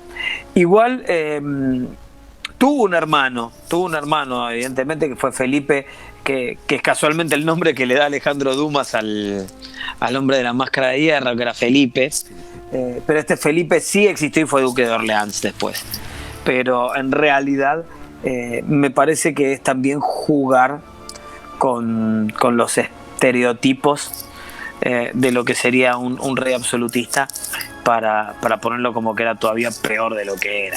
Pero bueno, no sé, en realidad probablemente fuera como cualquier otro rey de esa época y estuviera tan influenciado por los cardenales que tenía ahí, que lo estaban ayudando, que casualmente le toca estar entre dos cardenales muy fuertes y muy codiciosos, como fueron Richelieu por un lado y Mazarino por el otro, que los dos aparecen perfectamente retratados en la obra de Dumas, con lo cual me parece que es jugar un poco también con el estereotipo de este muchacho, para ponerlo de esa manera. Sí, de la parte de la ficción o la de la novela, justamente la idea es que cuando veas a este rey codicioso, ostentoso, quieras que venga alguien a cubrirlo, a reemplazarlo por alguien que sea más bondadoso, que tenga más piedad, al sentido de que piense más en el pueblo. Así que vendría muy bien la referencia de que tiene un hermano gemelo completamente diferente, mucho más cercano a la idea de bueno, proteger o cuidar y bajar un poco también esos humos. Entonces, como decía, pensarlo así, a ver si era tan así como se lo planteaba, ¿no? Entonces eso también, como digo, contextualizar, siempre es esa base básica. Bueno, también escucho a los demás, a ver por dónde quedaron en el sentido cuando escucharon los diferentes personajes que se han abarjado ahí, por lo menos se han puesto en referencia o se han postulado, ¿no? Para decir, este es el hombre de la máscara de hierro. Escucho también a los demás, Bruno, también te escucho a vos, Mati, no sé quién tome. En mi caso, por lo menos de las versiones que tengo, obviamente la que está más romantizada, encima en una novela, dentro de lo que es la de Alejandro Dumas, tiene como sentido. Después tenemos la versión cinematográfica, que es que justamente Leonardo DiCaprio creo que es un excelente trabajo, y a la vez también tiene mucho sentido la historia, o por lo menos cierra por todos lados. Pero por supuesto también es como que digo, ¿por qué a los trafalarios, no? O sea, ¿por qué me interesa esta historia? Más que nada por esto de decir, mira, este tipo tuvo que haber muerto, ¿por qué no muere? Y lo único que te puede mantener vivo sería el amor de alguna madre. Eso es lo único que puedo intuir, que pueda llegar a decir, con razón, nadie lo mató en otro momento, o nadie terminó con este tipo antes y por eso tuvo esos privilegios. Después lo de la máscara de hierro, sacásela, era de terciopelo seguro. Y creo que encontraste un cadáver con esa máscara y después la historia se empezó a mezclar. Particularmente pensando de que un tipo con esos privilegios en una cárcel obviamente está resaltando. Pero sí, yo me quedé con la idea de, imagínate esto, ¿no? Me acabo de escapar, de algún tipo de forma me escapé o soy prisionero de la corona británica, y le digo a los franceses, bueno, hagan una cosa, usted tiene una opción, me puede matar a mí o me voy a meter en su cárcel. No digo nada de los planes que tienen ambos lados, o mejor dicho, del lado de Inglaterra, y me tienen que mantener. No voy a decir nada, que no me encuentre nadie. Bueno, entonces ahí tenemos esta jugada donde alguien sabía secretos de estados de otro lugar, pero tampoco podía estar a la cara de todos. Y creo que ahí es donde se pone interesante mantener conmigo a esta persona por la cantidad de información que puede suministrar. En el momento que no suministre más nada, bueno, ahí sí sería muy fácil eliminarlo. Así que voy más que nada por el lado de alguna suerte de mezcla de persona importante, como suerte de hermano, pero que también tenía conocimientos de alguna otra corona, como para mí tenga sentido mantener con vida a alguien, ¿no? O como mencioné a alguien en un principio, esta idea dentro de la película que se entiende como un hermano gemelo y que efectivamente que podría complicar un poco la idea de los herederos al trono, podría llegar a producir algunos conflictos porque un rey es mejor que otro. Efectivamente, entonces mantenerlo con vida tiene como coherencia. Pero particularmente me parece demasiado romántico, ¿no? Me parece mucho más que va la interpretación, por ejemplo, ¿no? Ahora cuando entremos en el simbolismo de la obra, y ahí te podría decir en realidad que vos tenés una parte oculta tuya como un gemelo que nunca da la cara, que nunca mostrás, y que lo tenés escondido en la Bastilla, que lo tenés escondido detrás de una máscara de hierro, porque en realidad son todas las bondades que ocultás al mundo, porque el mundo te exige o te ha modificado o te ha convertido en un tirano. Anoté todo lo que dije ya. Ya, está grabado, así que está bueno. Después lo volvemos a escuchar, pero recordalo, por favor. Bueno, sí, no, obviamente tenemos estas cuestiones propias que estás analizando y que hacen un poco, a ver, real y posible es, o sea, escuchando todas las barbaridades que puede haber en la parte histórica, o sea, en el referencia de lo que puede ser Renacimiento, bueno, toda la evolución barroco, todo lo que puede encontrarse con lo que todavía no está definido, lo que es un derecho de los seres humanos, sino que hay más esta idea de alguien tiránico, alguien totalitario que marca, ¿no? La parte, una dictadura o algo referente también a estos poderes, que va a ser más la monarquía, que tienen simplemente la decisión formal de casi todos los movimientos políticos, donde las condenas son bastante extremas, como bien lo marcaba Juan. Ya después de esa historia te demuestra que había brutalidad extrema, muchas veces hasta los más chiquitos, hasta cualquiera, no había diferencia en nada. Así que haya podido existir un personaje de la talla de un hombre misterioso con una máscara de hierro, como digo, ahí puede estar agrandada la temática, es posible y está dada. Pero bueno, también Mati, te escucho a vos en referencia para poder avanzar un poquito más. Hicimos ya la hora propia del hombre de la máscara de hierro, ahora vamos a entrar un poco más, pero quería hablar un poco cuando dijimos quién es el hombre de la máscara de hierro y quién podría, para vos, ¿no?, tener de todos los números para ser el portador de esa máscara. Mati. Y acá, Jugátela como dijo Vivo, al 100%, a mí me gusta mucho, creo mucho en que era verdaderamente Vivian de Boulogne, esta persona que mencioné al principio, de que se descubrió el nombre por la inscripción que tenía en las cartas, aunque por otro lado, por más lindo que suene de que haya un documento escrito, no se pudo terminar de descifrar porque quedaron algunos números. El gran cifrado estaba puesto donde cada sílaba representaba un número, mayoritariamente, también había letras particulares o números que no decían nada, y quedaron algunos números sin descifrar, que se piensa que justo esos son los que están relacionados con máscara. Y creo que el hecho de que sea un militar, que tenga el verdadero poder como para liderar a todo un ejército, me parece que es una persona lo suficientemente importante como para tener otros contactos afuera de Francia, pero no tan importante como para, no tan poco importante como para directamente matarla. Pero tenemos esto de que el documento escrito no está del todo resuelto, solo que las fechas son bastante concisas y va muy bien con toda la historia. Pero por otro lado también me gustó mucho lo que dijo Bruno al principio, de que quizás Voltaire se inventó todo para decirles, bueno, me inventé todo esto solo para molestar.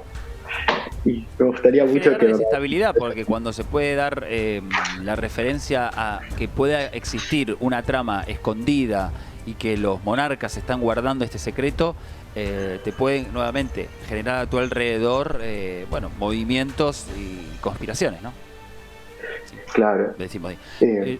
Yo por lo menos quería leer la referencia entonces, para dar un resumen formal antes de pasar a los tres mosqueteros, que va a ser también otro pilar fundacional, otro pilar importante, ¿no? Que que sostiene por lo menos a toda esta escritura. Es que el hombre de la máscara de hierro era un joven alto y hermoso, de buena obediencia, y a quienes no se le negaba nada de lo que pedía en la Bastilla sino otras prisiones. Se le daba la mejor cena y el alguacil se reunía alguna que otra vez con el personaje. Además, le agradaban los vestidos finos y los encajes y le gustaba tocar la guitarra. Habría sido alimentado por un sordomudo, tenía prohibido el contacto con personal de la prisión y debía tener puesta la máscara todo el tiempo. Y los registros preservados de la Bastilla dan cuenta de un hombre misterioso que estuvo prisionero durante décadas. Su custodio era Benigno de Saint-Marthe, quien era gobernador penitenciario de Pignerol. Estando ahí, ya tenía el prisionero a su cuidado y lo llevó consigo cuando fue cambiado de jurisdicción a la isla de Santa Margarita, localizada cerca de Cannes. Cuando fue nombrado gobernador de la Bastilla en 1698, Saint-Marthe llevaba 2 prisioneros, uno de los cuales era el hombre de la máscara de hierro. Acá por lo menos están las referencias de los registros, ¿no? Que así como Mati también encontró, ¿no?, estas cuestiones que dan testimonios de que hubo un personaje. Así definimos y cerramos un poco las cuestiones que pueden dar como posibilidades de la credibilidad, ¿no?, de la existencia de un personaje así. Pero entonces pasamos al otro lado, que va a ser nuevamente los tres mosqueteros, y D'Artagnan va a ser el cuarto, un personaje ahí acoplado, que va a ser un poco una creación puntual de Alexandre Dumas, que me dio mucha sensación en el sentido cuando analizo, busco a Víctor Hugo, que también nace en el mismo año, ¿no? Entonces Víctor Hugo va a ser más conocido justamente por las escrituras de Los Miserables, y obviamente el Jorobado de Notre Dame, va a ser Nuestra Señora de París, que también tiene referencia a todo el mundo oculto, ¿no? Las referencias a los conocimientos en sus escrituras alegóricas. Entonces hay que ver qué oculta el simbolismo, entonces toda la referencia. Y nuevamente pienso que cuando uno tiene que leer estas novelas, tiene que centrarse en algo más, obviamente de difícil captación, porque necesitas tener una preparación, una formación hacia estos conocimientos bueno, de iniciados por un lado, algo que es hermético, que tenés que ser nuevamente la traducción o la reinterpretación alegórica de cada uno de los personajes que van pasando, como bien marcaba Bruno, ¿no? La máscara de hierro sos vos, o sea, estás guardando vos, tenés todos los personajes que aparecen están dentro tuyos y tenés que entender cómo se comportan por sus características, sus personalidades, sus virtudes, sus vicios, y cada uno nuevamente está dentro de nosotros. Pero me gustaría un poco, antes de entrar en los mosqueteros, es decir, bueno, para si eso es una ficción, qué es real o qué es histórico, siempre contextualizando. Entonces sí tenemos algo real, que es la definición de los mosqueteros, unos personajes, unos soldados de la realeza, que tienen cargo casi de élite por momentos, porque están muy cercanos a la defensa del rey, pero diferenciados. Maxi, no solo eso, ¿no? Tenemos el logo de la Flor de Lis y tenemos que prácticamente tienen una conexión, te diría, indirecta, muy directa con los templarios. Ya cuando te nombran así, viste, vos decís... ya. Igual dicen que ahora la cruz que tenían los mosqueteros en su traje se lo vamos a cambiar por una H, como hicieron con He-Man, para que no sean más templarios también. Vamos ahí porque no pueden ya. Pero bueno, como decimos, esta idea de tener símbolos, ¿no? Que tenían cargando como suelen ser sus capas, ¿no? Toda la referencia. Y pensando un poco nuevamente que eran grupos, hermandades, cofradías, o por lo menos grupos de élite, sociedades hasta puntos, en donde su formación y su entrenamiento estaba basado en rangos, grados, según colores, como puede ser aprendiz, compañero y maestro. Técnicamente podrías decir que vas ascendiendo en eso, en donde también se van pasando conocimientos basado en tu apertura, en tus posibilidades. Entonces, cuando hablamos de todo esto, un mosquetero, que quizás, a ver, yo lo estoy especulando porque estoy seguro que está funcionando todo a su alrededor, y cuando bien marcabas, Bruno, ¿no? Que tiene una relación, una posible cercanía a la formación basado en lo que puede ser como fue la protección nuevamente de los caballeros templarios, que también tenían pleistesía propiamente a la parte cristiana, que tenían que defender nuevamente a aquellos peregrinos que iban en misiones a Tierra Santa. Acá tenemos que a un soldado que también representaba la fidelidad hacia el rey, pero también tenía esos permisos y esas licencias por ser un grupo de élite, elegidos, nada más y nada menos, que estoy seguro que también, porque, a ver, no profundicé mucho en los mosqueteros, pero estoy seguro que tenían un grado de iniciación, un rito, ¿no?, que le permitía acceder a eso. No sé si alguien me puede... En realidad son originalmente un cuerpo casi de élite, se podría decir, dentro de los militares, que al principio estaban al servicio de los cardenales, de Richelieu, de Mazarino, y después terminan en algún momento en control directo del rey. Con lo cual, si empezamos a mirar de esa manera, cuando llega D'Artagnan en la historia, ¿no? Cuando D'Artagnan viene desde su Gascuña natal para unirse al cuerpo de los mosqueteros, cuenta que el padre había sido mosquetero hacía mucho tiempo, lo cual ahí ya tenemos una imprecisión por parte de Alejandro Dumas, ya que los mosqueteros fueron creados en realidad por Luis XIII, que es el rey que va a estar en ese momento recién ahí encontrando a Ana de Austria, que lo casaron y que llega ahí, que es bastante jovencito. Claro, el papá de D'Artagnan no pudo haber sido mosquetero. No pudo haber sido mosquetero, exactamente, no existían los mosqueteros.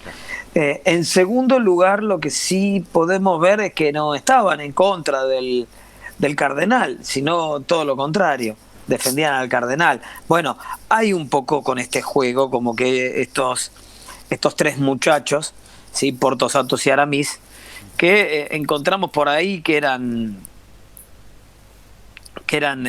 personajes también basados en personajes reales, que además eran familiares entre ellos, eran primos o sobrinos, o están dando vuelta, y casualmente uno de ellos, el famoso Aramis, era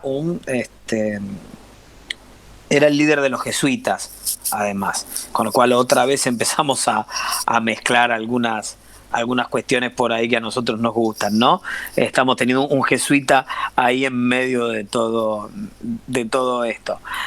Los mosqueteros en realidad sí eran una compañía real que no era una de las compañías más grandes, porque se suponía que eran soldados de élite en dos categorías, en la categoría de infantería y en la categoría de caballería.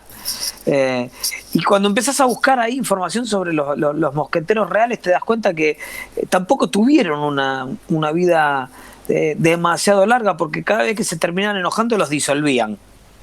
Que eso también es parte de algo que te están mostrando. Cuando D'Artagnan llega a París para unirse al cuerpo de los mosqueteros, una de las cosas por las que termina peleando él cuando llega, peleándose precisamente en estos duelos, esta serie de 3 duelos que tiene que hacer teóricamente contra los tres mosqueteros, una de las cosas que le dicen: se disolvieron los mosqueteros. Que ahí también es una cosa extraña, porque en realidad Richelieu crea una segunda compañía de mosqueteros, y la tercera compañía de mosqueteros, el que la vuelve a fundar es Mazarino después de haberla disuelto. O sea, la disolución de los mosqueteros no es con Richelieu, sino con Mazarino, que es el cardenal posterior. Así que tiene algunas imprecisiones históricas. Me gustaría más pensar que son licencias poéticas que se toma Alejandro Dumas para que quede mucho mejor, sobre todo porque Richelieu era un personaje bastante más despreciado históricamente y bastante más influyente que Mazarino, ¿sí? A pesar de que todos sabemos cuál es la rivalidad que existe entre los franceses y los italianos, con lo cual pegarle a Mazarino, digamos que era mucho más barato. Y bueno, gracias por ponernos también en esta idea del personaje que es el mosquetero, ¿no? Que también en parte histórica y referente también a la historia, o por lo menos de un periodo, un momento de lo que puede ser Francia, que se están desarrollando, y como decía un poco, generando un poco alrededor un halo de misticismo, en el sentido de que esos rangos, esos grados y esos colores, esos símbolos que presentaban, tenían esos permisos y esas licencias que le daban entrada a ciertos secretos, a ciertas cualidades que digamos que es necesario muchas veces para lo que puede definirse a los secretos de estados o a las desestabilizaciones, ¿no? El poder mismo que pueden llegar a tener cuando decimos. Pero como se referían a la defensa del rey, estaban muy honrados hacia eso, entonces bueno, se marcaba nuevamente que daban su vida por él y nunca habría por detrás una conspiración o problema.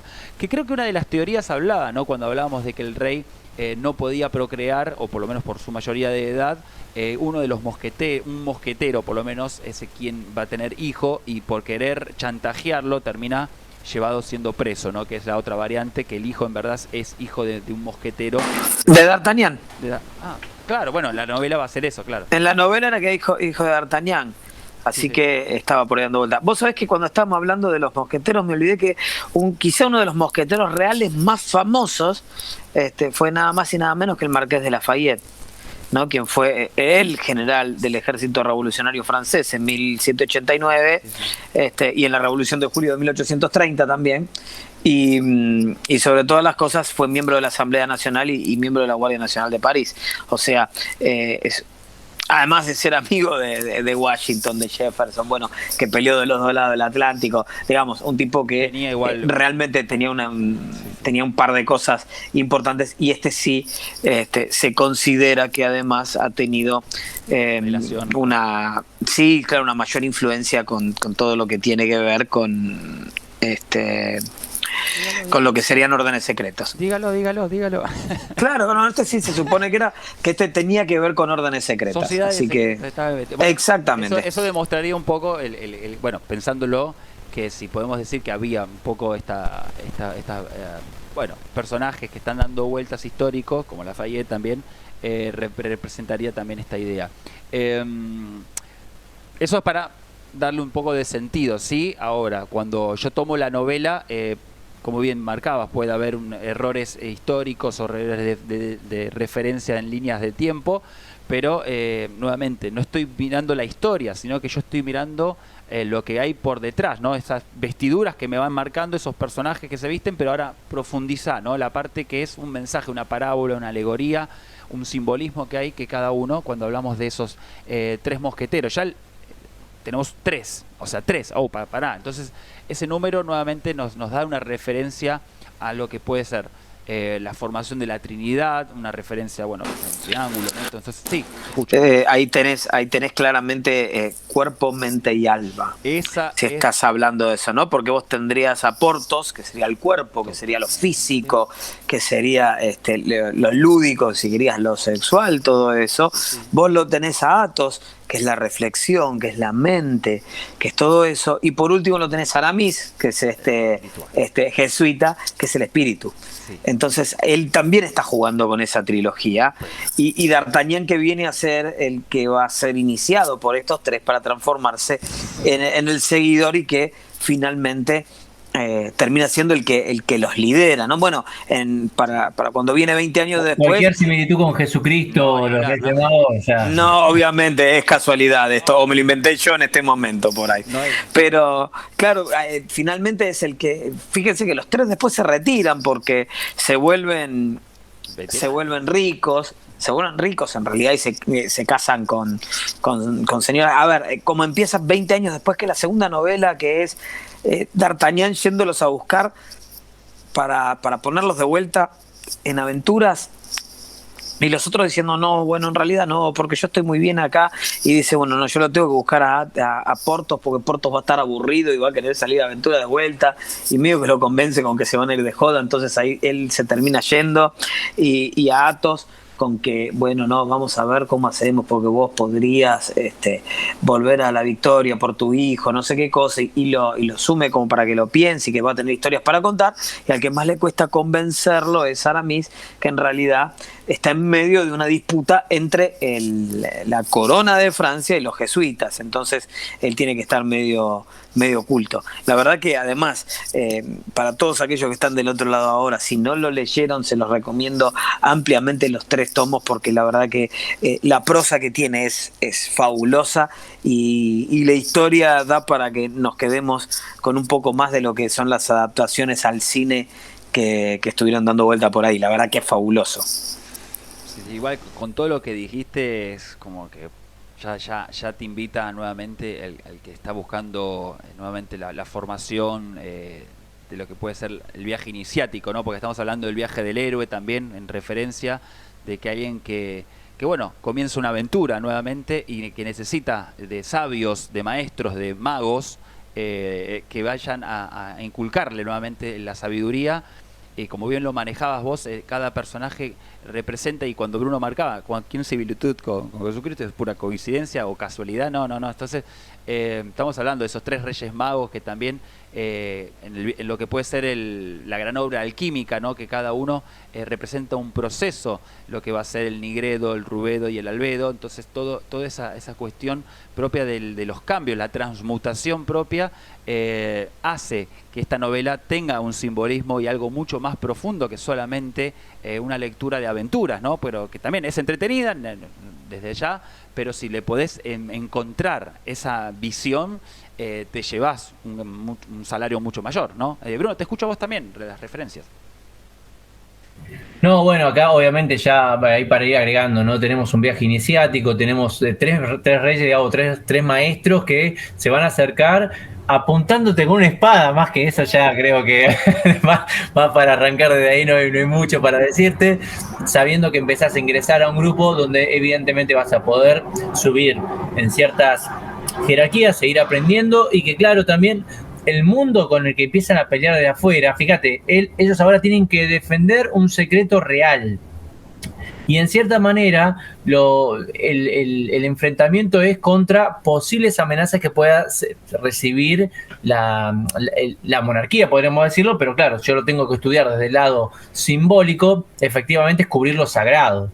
Y también el enfrentamiento contra los personajes, digamos, que tienen dentro de la novela, son personajes obviamente ambiciosos, apuntados obviamente a los vicios, apuntados justamente con las cuestiones netamente que son dentro de las que podríamos interpretar como, por supuesto, las cuestiones más negativas de los seres humanos, y que claro, bueno, otro acto de caballerosidad, fíjense de nuevo que tenemos otra orden de caballeros acá, una similitud directa, que es la que digo, que está conectado con los templarios, no hay muchas vueltas. Y a partir de acá interpretamos que otra vez hay un proceso de mutación permanente sobre un grupo que siempre está protegiendo de alguna forma los secretos más importantes, ¿no? Entonces está muy bueno hacerles el camino lineal, si vas hacia atrás, y encontrar con que ese grupo de templarios que desapareció en esa Edad Media, en ese pleno oscurantismo, en realidad se ocultó de mil maneras, muy parecido al modelo Rosacruz, y donde efectivamente está conectado siempre con mutar, digamos, de cara, pero no en mutar con respecto a las tradiciones que hacen sin cuestiones de caballerosidad, cuestiones de entender lo sagrado, y como bien mencionaba Juan acá, esta idea de que estos tres personajes que podrían ser representados tanto por Aramis, Athos y Porthos, representan casi, les podría decir, como tres iglesias diferenciadas una de otra, o tres motivos de pensar diferentes, pero todas pueden combinarse y todas pueden defender al mismo rey desde diferentes lugares. Entonces, sí nos da a nosotros un entender de que estas libertades que siempre se manejaron por ahí dentro o teóricas manejadas dentro de lo que podría ser la francmasonería, o otras logias, digamos, que se hayan hermandades, que se hayan armado, claro, están apuntadas a decir, bueno, en este caso los templarios, más que nada pensando en eso también, como otro mecanismo más para asistir y ayudar al crecimiento espiritual de las personas, o apuntar, digamos, a los que podría ser ese mismísimo Rey Sol, y que efectivamente se logra a través de iniciarse en un periodo que será como una suerte de guerra sagrada.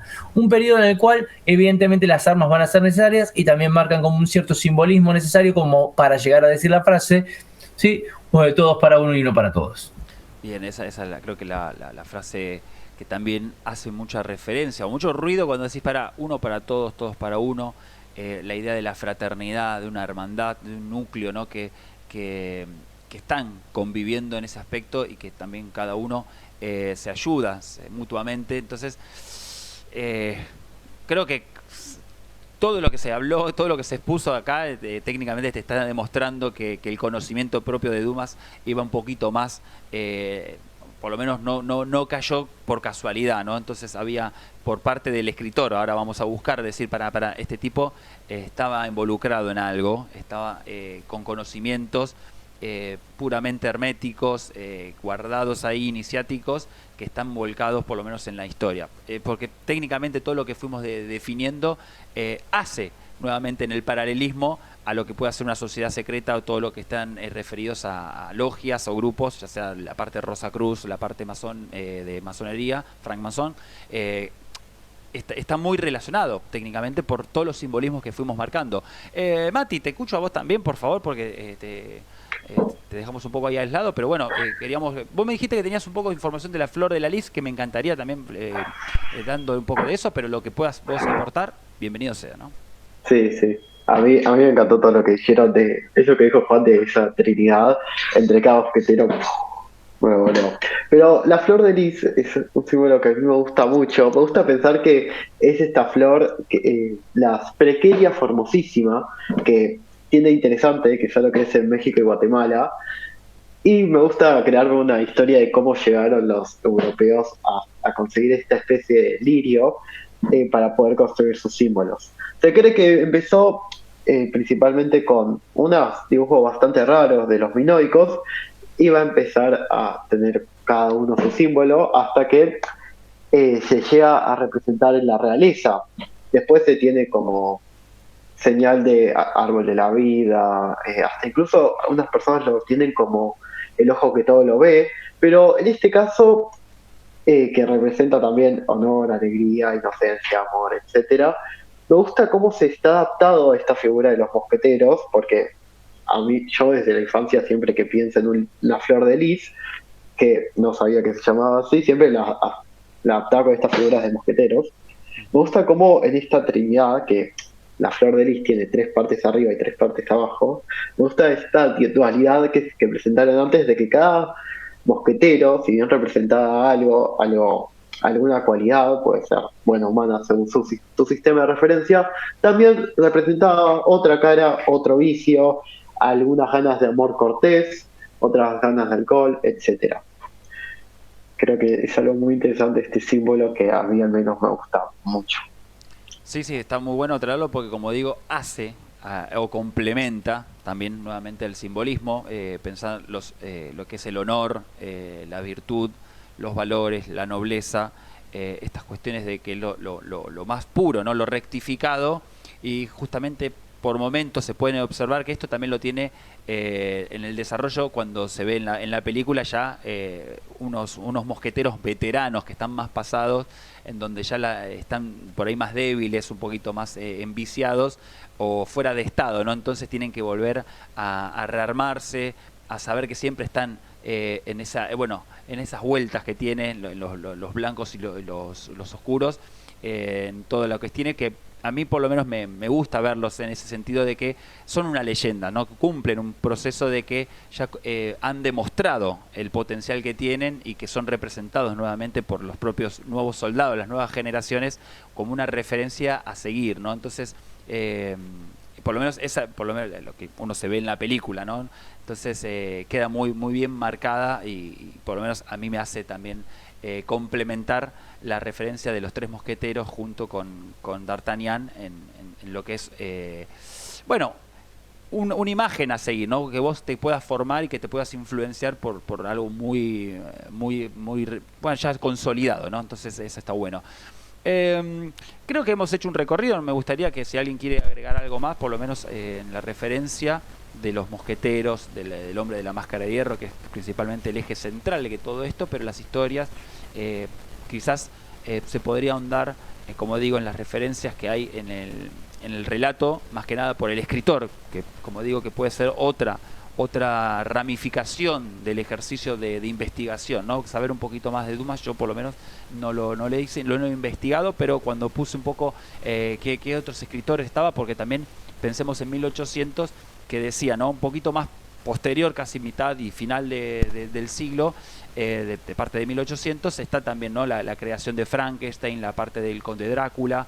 Entonces hay como un parámetro también a ver qué se está escribiendo en lo que pueden ser los relatos más románticos de lo que son las aventuras, la idea de la libertad, de la búsqueda de las expansiones, ¿no? Que puede llegar, lo que trae todo el pensamiento más romántico en las visiones, ¿no? de las cuestiones más ensalzadas por ahí, pero bueno, digo que se puede anotar también para decir qué cosas podemos agregar a la referencia de todo cuando leemos algo, ¿no? Entonces es muy interesante verlo.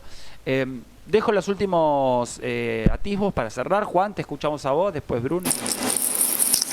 Bueno, lo primero es la recomendación que ya hice: lean a Alejandro Dumas y a los 3 mosqueteros, y 20 años después y el Vizconde de Bragelonne, porque la verdad que son unos libros bastante gorditos, pero tienen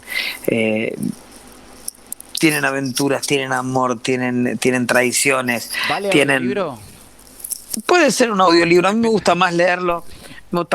Así, de esa manera, porque de la manera tradicional, porque realmente tiene esa cuestión, ¿no? De la persona que vive 1000 vidas por estar imaginando cómo es que funcionan y cómo están ahí. Pero el audiolibro puede ir. Eso sí, un audiolibro va a ser de unas cuantas horas, te diría, que vas a tener que entretenerte con el audiolibro. Esa es la primera. Y la segunda, que traten de mirarlo no solamente como una historia de aventuras como te muestra Hollywood, sino un poco con esta visión más profunda que tiene que ver con este autor que nosotros mostramos un poco hoy, que es el amigo Dumas, que tiene su origen en un general haitiano y una esclava subsahariana, que le van a dar esta visión diferente del mundo y que lo van a imbuir de esta energía para estar contando toda esta historia. La verdad que me parece que esto tiene que ser una invitación para decir, volvamos a leer los clásicos, volvamos a disfrutarlos y quizá también nos traigan algún grato recuerdo más adelante para compartir con nuestras familias, con hijos, con nietos, con lo que fuere, manteniendo un poco en vivo el espíritu de esa época caballeresca donde todos para uno y uno para todos no era simplemente una declamación, sino era una forma de vida. Me quedaba pensando que hemos hecho, ¿no? Análisis de libros, todo también conlleva el paralelismo al escritor, por lo menos quien lo procesa como un hecho creativo, ¿no? Pero como una ciencia ficción, pero cuando hablábamos del Quijote, tenía referencia a hacer un análisis de todo lo que hay por detrás de Cervantes, cuando hicimos Dante, el infierno, ¿no? Justamente la Divina Comedia, también pensar cuál era la influencia que tenían estos personajes. Me quedo un poco más contemporáneo, Huxley, que también va a tener también la referencia a Un Mundo Feliz, George Orwell, 1984, y ahora por ahí volviendo un poco a Drácula también, ¿no? Que va a ser la otra parte, que siempre es importante, o por lo menos anotar, ¿no? Un poco la intervención de cuando vos decís quién lo escribió y cómo lo escribió y qué estaba influenciado. Me pasa también con las obras. Muchas veces se dice, cuando vos vas a tocar una obra, una composición de un autor, tenés que ver el periodo en el cual estaba transitando para saber un poco el sentimiento con la cual compuso ese momento, ¿no? Cuando uno piensa en Beethoven, un claro de luna, estás pensando también que puede haber un mundo muy sensible en la cual él se entera que puede estar quedándose sordo, que está perdiendo todo esto, que las mujeres que él ama no le están dando por lo menos la misma devolución. Entonces ya ahí cambia totalmente un parámetro de cómo tenés que vos asimilar esa información, y también si vos tuvieras que interpretar esa obra, por lo menos musicalmente, ya vas a encontrar otro sentimiento y otra fuerza. Así que, como digo, como acá Juan me hablaba, ¿no? Como una especie de consejo, por lo menos invitación, que tengan también estos parámetros que son muy necesarios e importantes también para la hora de informarse, aprender un poquito más. Bruno, te dejo a vos también, o Juan, Mati, cualquiera de los dos, bienvenidos sean. Hacemos... No, bueno, por mí más que nada ya está como mencionado, ¿no? Un excelente material de lectura. Yo soy partidario de los audiolibros, ya tengo material, ya me descargué obviamente el libro para ir en los viajes. Es algo que disfruto mucho, prácticamente. Esas son, yo no puedo decir que sean lecturas, más que nada son escuchas, pero está muy bueno disfrutar el tiempo. En mi caso por ahí no soy de escuchar tanta música, pero sí por lo menos de ir escuchando libros y de esa manera, bueno, interiorizarte con otra historia más, sobre todo pensando en esto, ¿no? Que por ahí son libros o películas que viste cuando eras por ahí más pequeño y de repente, claro, las encarás desde otro ángulo y que te da un efecto diferenciado, ¿no? Con esta idea de que hay un simbolismo tajante que por supuesto es remanente dentro y conectado por supuesto con los autores que lo diseñan. Perdón, estaba contestando ahí un mensajito. Sí. Bueno, Mati, te vamos a escuchar a vos. Lo último, sos el que cierra, así que ojo con lo que decís, tiene que ser muy reflexivo. Mentira, dale. Es impresionante. Y no mucho para decir. Estas historias representan la realidad, me fascinan. En las aventuras de D'Artagnan, donde la primera entrega busca más un mensaje moral que histórico y después otras dos buscan algo más político, me gusta ver cómo el autor siempre plantea un simulacro después de estar en su propio simulacro él.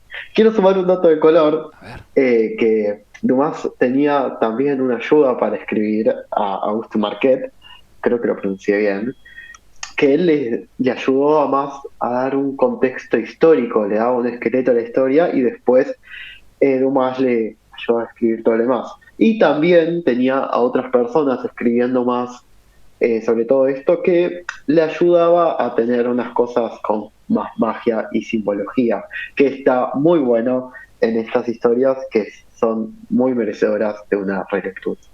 Muy bien, muchas gracias Pensé que ibas, que me decías que tenía ayuda, había sesiones de espiritismo, ¿viste? Entonces dije, qué bueno, la va a poner, ¿viste? No. Ojalá.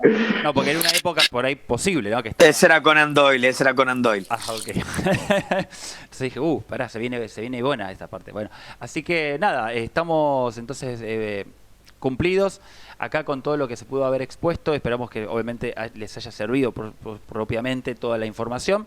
Así que nada, la semana que viene estamos cerca de las fechas festivas navideñas, así que podríamos hacer un especial de Navidad, quizás, tal vez, o justamente es un solsticio, estamos entrando también en el solsticio de acá, por lo menos de verano, de invierno en el otro hemisferio, así que todo puede descender a que no estemos presentes, así que eso lo vamos a debatir, no sé cómo lo hemos definido, así que está muy incierto la semana que viene.